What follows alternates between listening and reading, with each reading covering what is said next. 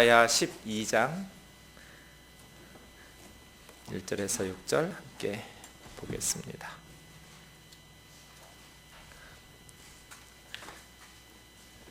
제가 읽겠습니다. 그날에 내가 말하기를 여호와여 주께서 전에는 내게 노하셨사오나 이제는 주의 진노가 돌아섰고 또 주께서 나를 안위하시오니 내가 주께 감사하겠나이다 할 것이니라. 보라 하나님은 나의 구원이시라. 내가 신뢰하고 두려움이 없으리니 주 여호와는 나의 힘이시며 나의 노래시며 나의 구원이심이라. 그러므로 너희가 기쁨으로 구원의 우물물들에서 물을 기르리로다. 그날에 너희가 또 말하기를 여호와께 감사하라. 그 이름을 부르며 그 행하심을 만국 중에 선포하며 그 이름이 높다 하라. 여호와를 찬송할 것은 극히 아름다운 일을 하셨음이니 이는 이를 온 땅에 알게 할지어다. 시온의 주민아 소리 높여 부르라. 이스라엘의 거룩하신 이가 너희 중에서 크심이니라 할 것이니라. 아멘.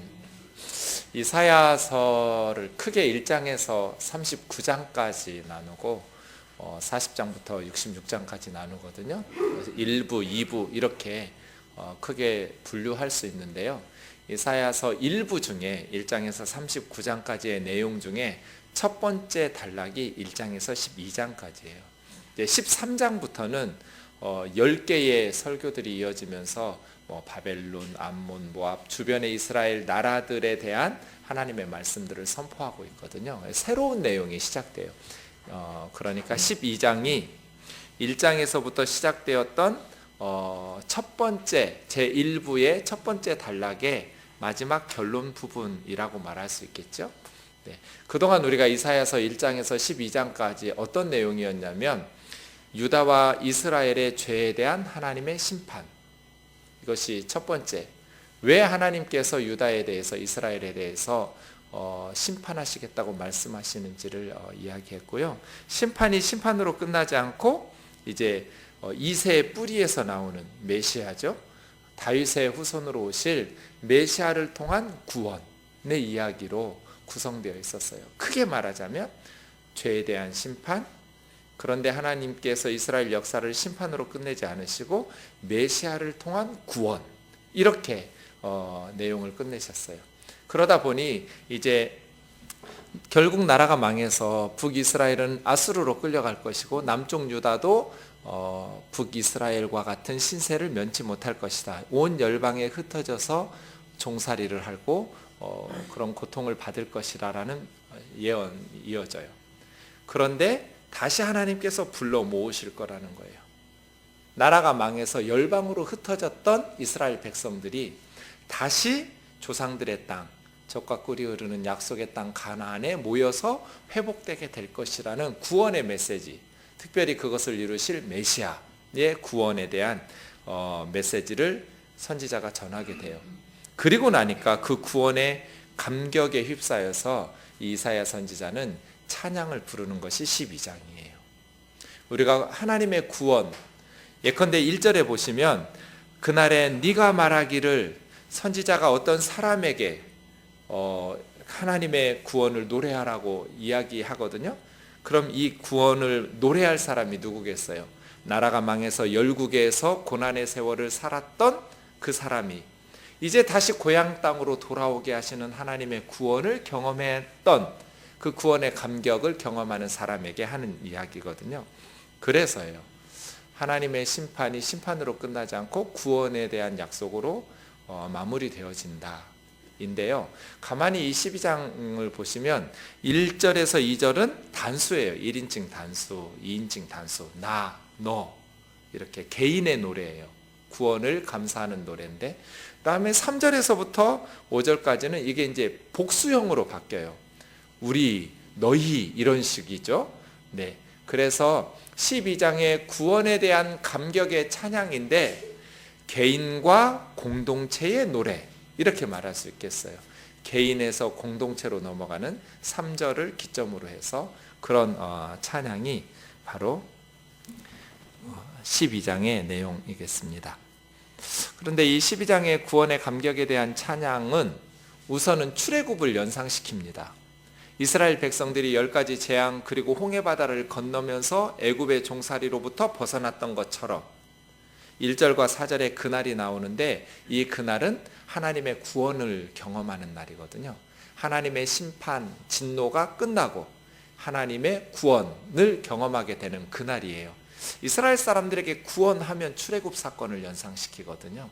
그래서 노예로 살았던 애굽의 노예로 살았던 이스라엘 백성들처럼 다시 열방의 노예로 아수르로 바벨론으로 끌려갔던 이스라엘 사람들이 다시 해방돼서 고국으로 돌아오는 구원의 노래를 부르는데, 출애굽의 내용이 약간 배경으로 깔려요.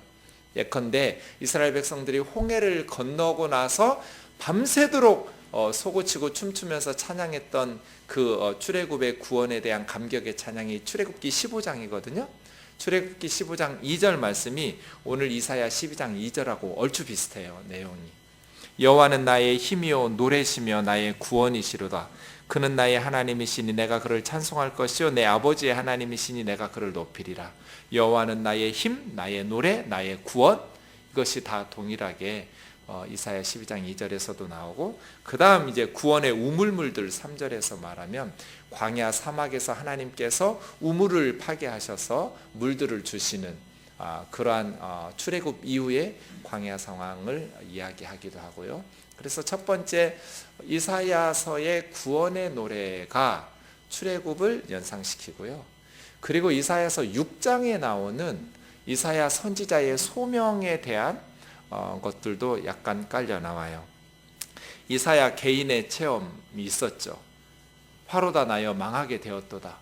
입술이 부정한 내가, 죄인인 내가 거룩하신 하나님을 배웠음이니 이제 나는 망했구나, 이제 나는 죽었구나 했을 때 하나님께서 천사를 보내셔서 숯불을, 제단 숯불을 가지고 이사야의 입을 찢으시면서 네 모든 죄가 사해졌다. 이사야가 거룩하신 하나님을 배웠고 구원을 경험하게 돼요. 그러면서 구원을 경험했던 이사야 선지자에게 하나님께서 주시는 새로운 것은 이제 하나님의 말씀을 선포하게 하는 선지자적 사명을 주시잖아요.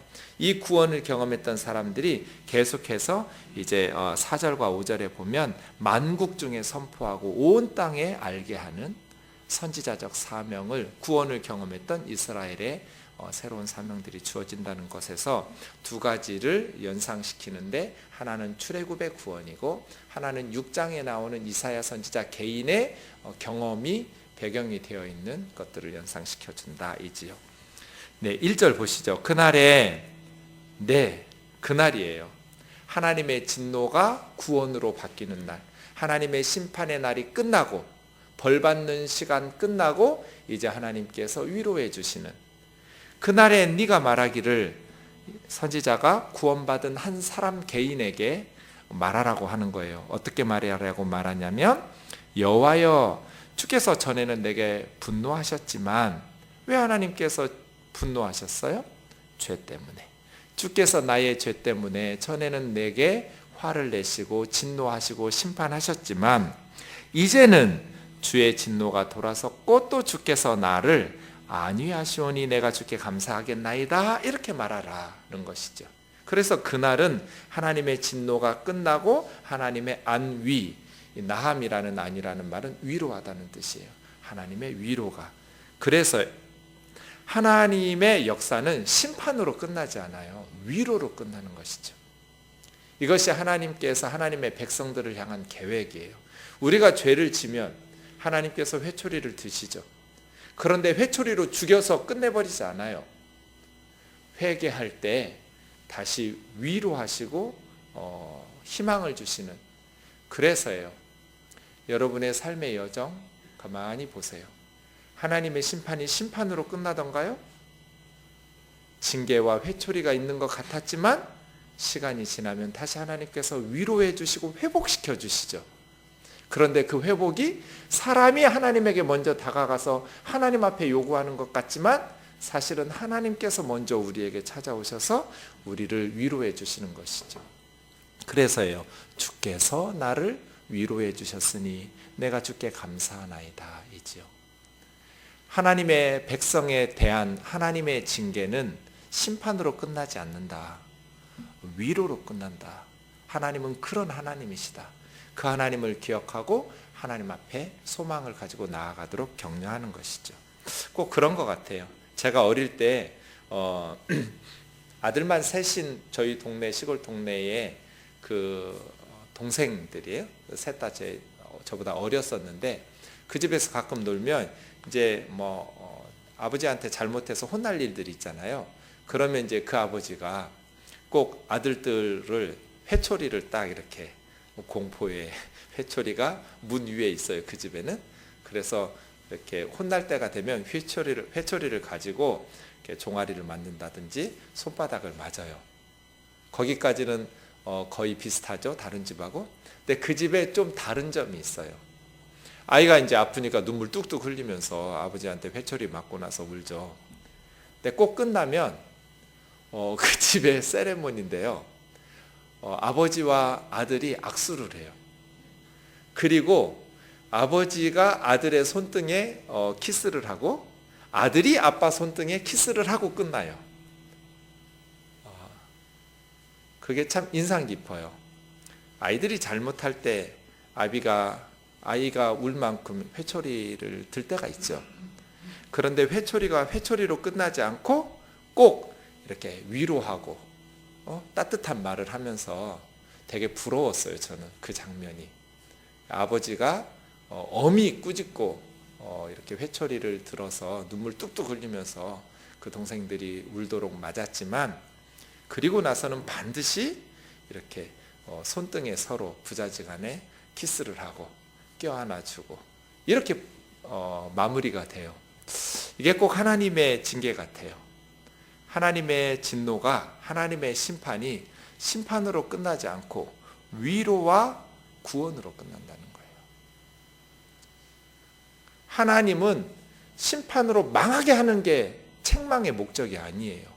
잘못을 깨닫고 회개하고 돌이켜 하나님 앞에 돌아오는 것이 목적이죠. 부모가 자녀를 꾸중할 때 애를 짓밟아 죽이는 게 목표가 아니잖아요.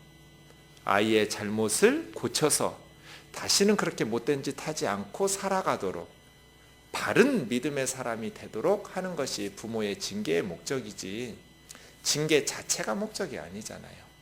회복 또 바르게 회개 고치는 것이 목적이어서 하나님도 그렇다는 거예요. 네.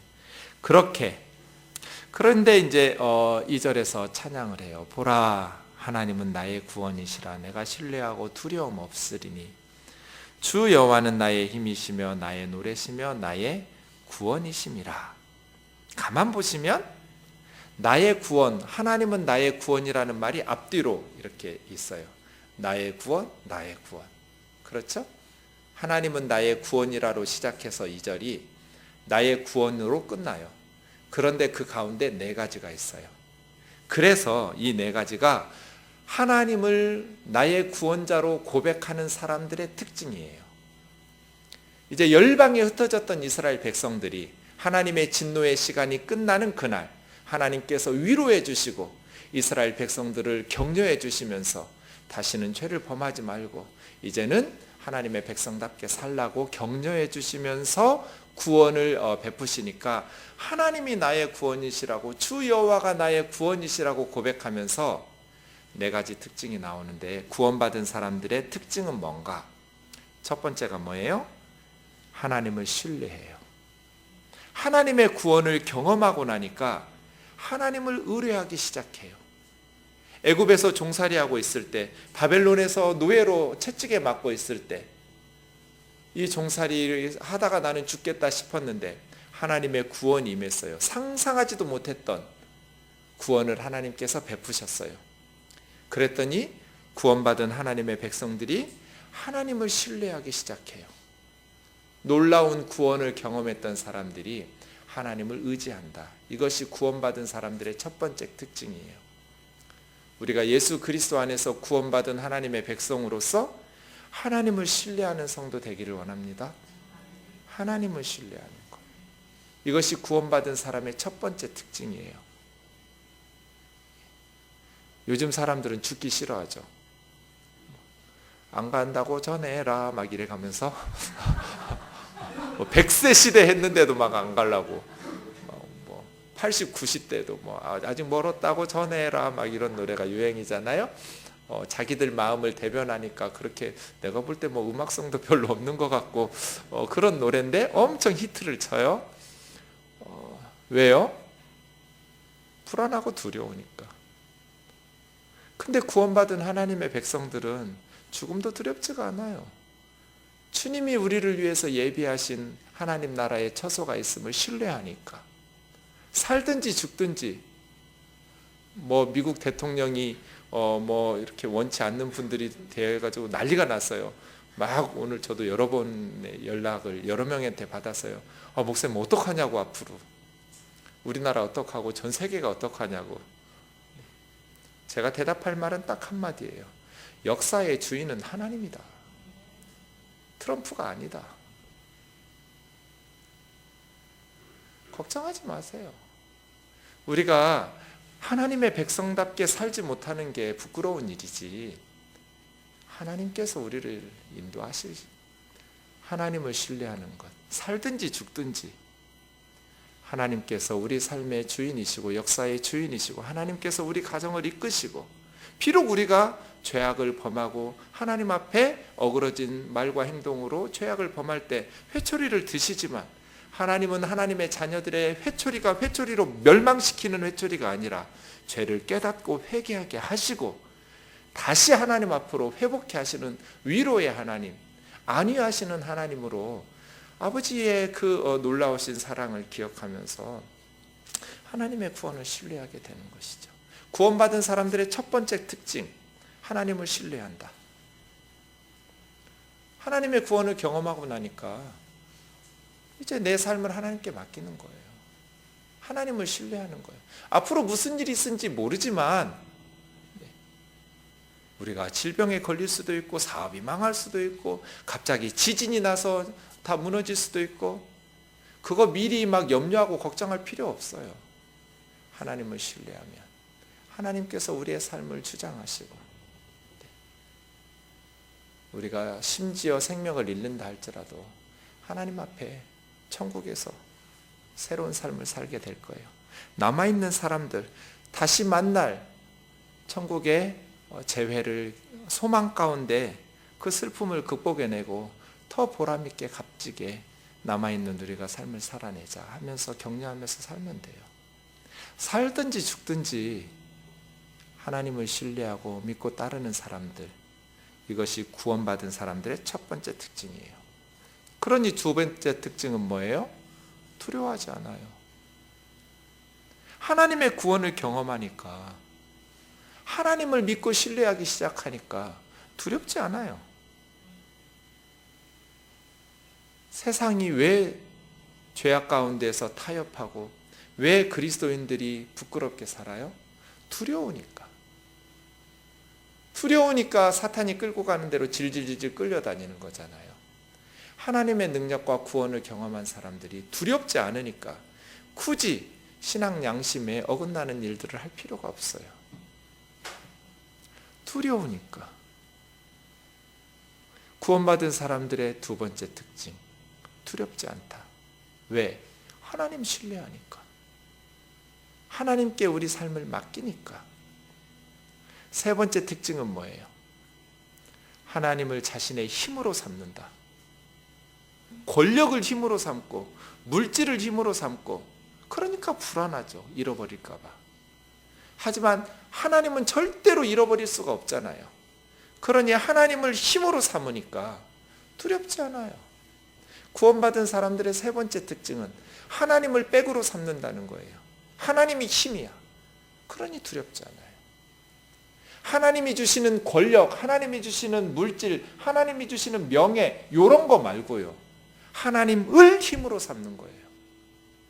하나님이 주시는 힘을 힘으로 삼는 게 아니고 하나님 자체를 힘으로 삼는 거예요. 하나님은 나의 힘. 나는 아무것도 없어도 하나님께서 이제 살아보시니까 아시겠죠? 아직 젊은 사람들은 잘 모를란가? 인생 별거 아니더라고요. 살아보니 별거 아니에요. 그렇게 많은 돈이 필요하지도 않아요. 돈은 꼭 필요해요. 사는데. 건강도 꼭 필요하고요. 지식도 꼭 필요하고요. 그런데 믿음 지키면서 행복하게 사는데 그렇게 많은 물질이 있어야만 행복한 거 아니고, 많은 권력이 있어야 돼만 행복한 거 아니고, 그러지 않아도 되더라고요.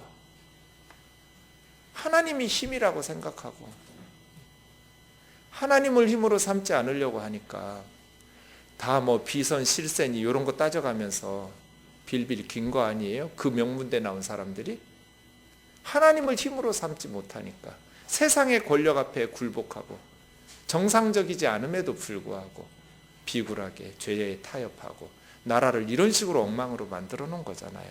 왜요? 힘의 근원을 잘못 삼은 거죠. 누구를 내 삶의 힘으로 삼을 것인가? 보이지 않는 하나님, 안 보이니까 별로 도움이 안 될 것 같지만 살아계신 하나님이시기 때문에 살아계신 하나님을 힘으로 삼는 사람들을 절대로 이기지 못해요. 하나님께서 보호하시고 동행하시는 사람들을 이길 수 없어요. 구원받은 사람들의 세 번째 특징은 하나님을 힘으로 삼아요. 그래서 담대해요. 두렵지 않아요. 마지막 네 번째, 하나님을 나의 구원으로 삼는 사람들의 특징이 뭐예요? 하나님을 찬송한다는 거예요. 하나님을 나의 노래로 삼아요. 구원받은 사람들이 조용히 있는 것도 이상하죠? 구원받으니 감격이 있어서 하나님을 노래하기 시작해요. 너무너무 행복하게 기쁜 찬송을 부르는 거죠. 네, 맞아요. 이 사람들이 구원받은 사람들이에요. 하나님을 나의 구원으로 삼고 하나님의 구원을 경험한 사람들이 하나님을 신뢰해요. 그러니 두려워하지 않아요. 하나님을 힘으로 삼고 하나님의 구원을 찬양하고 하나님을 노래하기 시작해서 하나님은 나의 노래라고. 갑자기 노예로 70년 살다가 바벨론에서 돌아오니 뭐가 있어요? 이스라엘에 집은 다 허물어졌고 성전은 불타버렸고 다 폐허가 되고 잡초만 우거졌죠. 너무너무 한심했어요. 그래서 시편에서 그렇게 노래하잖아요.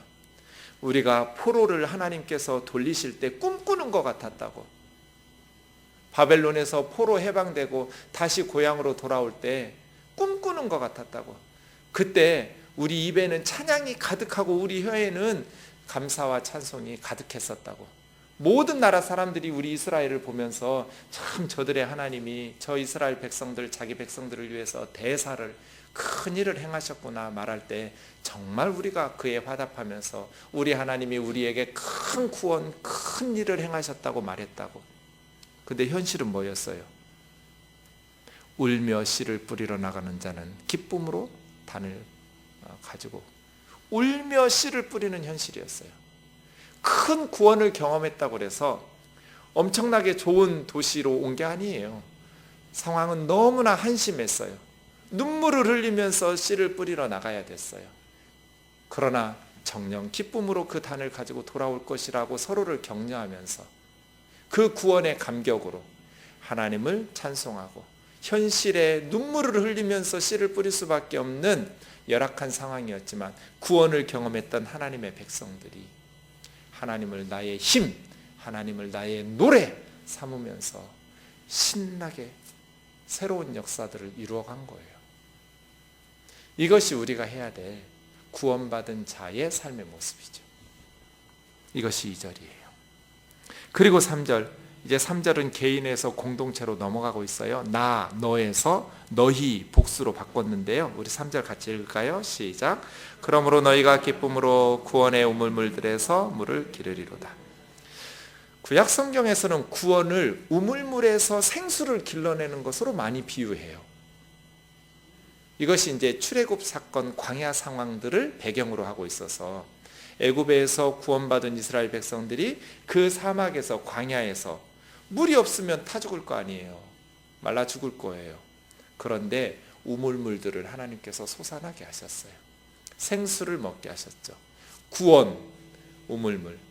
하나님께서 예비하신 우물물, 하나님께서 준비해 두신 우물물이에요. 예수 그리스도죠. 그 우물물에 우리가 해야 될 일은 뭐예요? 하나님이 하신 일, 구원의 우물물을 예비하신 것, 사람들, 하나님의 백성들이 해야 될 일, 우물물을 길러야 돼요. 그래서 물을 직접 길러서 생수를 먹어야 돼요. 우물물을 예비해 두셨어요, 하나님께서. 온 열방의 모든 사람들이 구원을 마실 수 있도록 구원의 물들을 만들어 놓으셨어요. 뭐만 하면 돼요? 떠서 먹기만 하면 돼요. 그래서예요, 예수님께서 사마리아의 수가성의 여인에게 요한복음 4장 14절에서 이 말씀하시죠. 내가 주는 물을 마시는 자는 영원히 목마르지 아니하리니 내가 주는 물은 그 속에서 영생하도록 솟아나는 샘물이 되리라. 마르지 않는 생수, 영원히 솟아나는 구원의 생수를 주님께서 예비해 놓으시고 그냥 우리는 길러서 먹으면 돼요. 이것을 이사야가 노래하고 있죠. 기쁨으로 하나님의 구원의 우물물에서 생수를 길러 먹을 것이다. 마르지 않는 생수를, 구원의 생수를 우리가. 그 다음 4절부터 보시면 구원받은 하나님의 백성들의 사명이 나와요. 2절은 구원받은 사람들의 특징이라면 4절부터는 구원받은 사람들의 사명이 무엇인가? 4가지인데요. 그날에 너희가 말하기를 첫째, 여호와께 감사하라. 다 이 4가지는 명령형이에요. 감사하라. 구원받은 성도의 첫 번째 사명은 뭐예요? 감사하는 것. 두 번째 사명은요, 하나님의 이름을 부른. 하나님의 이름을 부른다라는 것은 하나님을 부르는 거예요. 하나님의 이름으로 하나님을 부르면서 하나님을 높이고 경배하고 찬양하는 것. 세 번째는 하나님께서 행하신 것을 만국에 선포하는 것. 하나님의 구원을 온 열방에 전하는 것. 네 번째는 하나님의 이름을 높다고 하는 것. 하나님은 높으신 분이라고 하나님의 이름이 2번이나 나오죠. 그의 이름을 부르며 그의 이름을 높다 할 것. 이것이 구원받은 사람들의 사명이에요. 그런데 5절에 보시면 구원받은 사람들의 찬송과 사명이 형식적으로 의무적으로 억지로가 아니에요. 여호와를 찬송하는 것은 극히 아름다운 일을 행하셨기 때문에 지극히 당연하다는 거예요. 그래서예요, 찬송은 억지로 하는 게 아니에요. 찬송은 하나님을 묵상할 때, 하나님이 어떤 분인지 그의 이름을 부를 때, 또 세 번째, 그의 행하심이 어떠함을 깨달을 때, 하나님이 어떤 분인지 그리고 하나님께서 우리를 위해서 무엇을 행하셨는지를 깨닫게 되면 마땅히 하나님은 너무나 아름다운 일을 행하셨으니까, 웬 은혜인지 웬 말인지 우리 같은 죄인을 위해서 하나님이 그의 아들을 십자가에 내어주시단 말이에요. 우리를 살리시려고.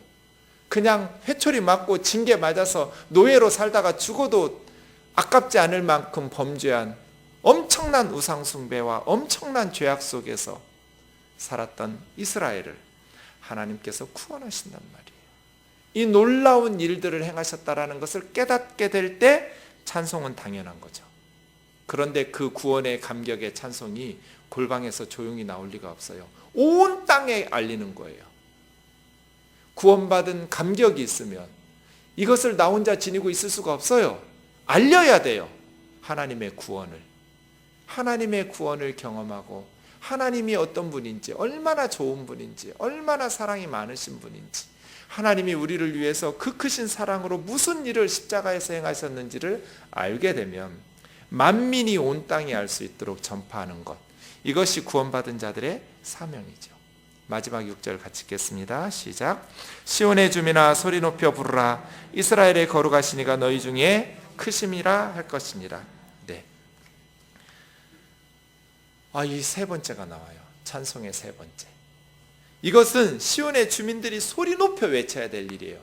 큰 소리로 외치고 기뻐하고 막 번쩍번쩍 뛰면서 감사하면서 찬송해야 될 것. 뭘까요? 첫 번째 찬송의 예우는 하나님이 어떤 분인지 알게 될 때, 두 번째 찬송의 이유는 하나님이 어떤 것을 행하셨는지 알게 될 때, 마지막 세 번째 최고의 것, 크게 소리 높여서 하나님의 백성들이 외쳐야 될 찬송은 이스라엘의 거룩하신 이가 너희 중에 거하신다는 것. 너희 중에서라는 말은 너희 가운데, 너희 한가운데, 너희 내부에, 그런 뜻이에요. 베케레브라는 말이거든요. 배는 어디 안에, 케레브가 내부예요. 내부의 한가운데. 그러니까 이스라엘의 거룩하신 하나님이 너희 중에 크신 하나님으로 임마누엘 하실 것이기 때문에 소리 높여 외치라는 거예요. 그래서 이스라엘의 구원받은 성도들의 찬송의 이유가 세 가지인데요. 하나님이 어떤 분인지, 하나님이 지극히 선하시고 지극히 아름다우신 분이시기 때문에 찬송해야 되고요. 하나님께서 행하신 일이 놀랍기 때문에, 하나님의 그 놀라운 구원의 일들이 너무나 아름답고 귀하기 때문에 찬송해야 되고요. 결정적으로 소리 높여 외쳐야 될 이유는 하나님의 백성 중에 거하시기 때문에, 하나님께서 우리 안에 거하시기에 우리가 하나님을 찬송하는 거예요. 그래서요, 진정한 예배는 이 세 가지를 깨달으면서부터 하는 거예요. 하나님이 어떤 분인지 깨달을 때 진정한 예배가 되고요, 하나님이 우리를 위해서 무엇을 행하셨는지 깨닫게 될 때 진정한 예배가 되고요, 하나님이 우리 중에 거하심을 고백하고 소리 높여 외치며 감사할 때 진정한 예배가 되는 거예요. 그런 예배로서 성도들은 이제 자신들뿐 아니라 온 만국의 열방에, 온 땅에 하나님의 구원을 선포하고 세상 모든 사람들이 그 구원을 알게 해야 되는 것이지요. 이것이 구원받은 자들의 사명이에요. 감사하라, 그의 이름을 부르라, 그의 행하심을 만국에게 선포하라, 그리고 그의 이름을 크다 외치고 그의 이름이 높다 하면서 온 열방 가운데 하나님을 찬송함으로 선포하고 전하는 예배자들, 구원을 맛본 사람들의 반응, 이렇게 나타나는 것이죠. 그래서예요, 이 이사야서 12장 말씀 묵상하면서 우리가 기도 제목이 돼요. 아무리 어려워도, 지금 이사야 선지자는 엄청난 죄악 가운데 있는 히스기야 아버지 아하스 시대였잖아요. 7장이 핵심이었어요. 아수르가 그들을 구원할 것이라고 믿고 북이스라엘과 아람, 시리아가 연합해서 쳐들어올 때 아수르의 제단을 본떠서 만들고 예루살렘 성전의 번제단에다가 이방 아수르 신에다가 번제드리고 산채로 자식 불살라 바치고, 히스기야의 아버지가 엄청난 우상 숭배자예요. 거의 20여 년 동안 나라를 초토화시켜버려요. 영적으로 망하게 만들어요. 아마 히스기야가 정신 못 차렸으면 남쪽 유다도 그때 망했을 것 같아요. 그런 영적인 배교, 영적인 타락, 그러한 상황에서 이사야 선지자는 심판을 선언할 수밖에 없었어요. 그런데 하나님의 심판의 메시지가 끝나니까 위로와 구원의 메시지, 특별히 이새의 뿌리에서 나오는 메시아의 구원이 나오는 거예요. 선지자는 이것 때문에 찬송하라고 시키는 거예요. 하나님이 우리의 구원이라고, 하나님께서 우리를 위로하시고 회복시키실 거라고, 이 하나님의 구원을 온 만국의, 온 땅의 사람들에게 전파해야 된다고. 이러한 비전, 1절 4절의 그날의 비전을 가지고 저와 여러분이 소망 가운데에서 믿음으로 하나님 주신 사명을 감당할 수 있기를 원합니다. 또 기도 제목 삼아서 이 밤에 함께 기도하고, 우리 뜨인돌 교회가 하나님 나라의 일꾼으로서 그 사명들을 잘 감당하고 이 시대적 사명을 감당할 수 있기를 원합니다. 말씀의 거울에 비추어서 말씀이 지도하시는 그 말씀들을 기도 제목 삼아서 함께 기도하고 그것을 이루어가는 살아있는 영적 공동체가 되기를 원합니다.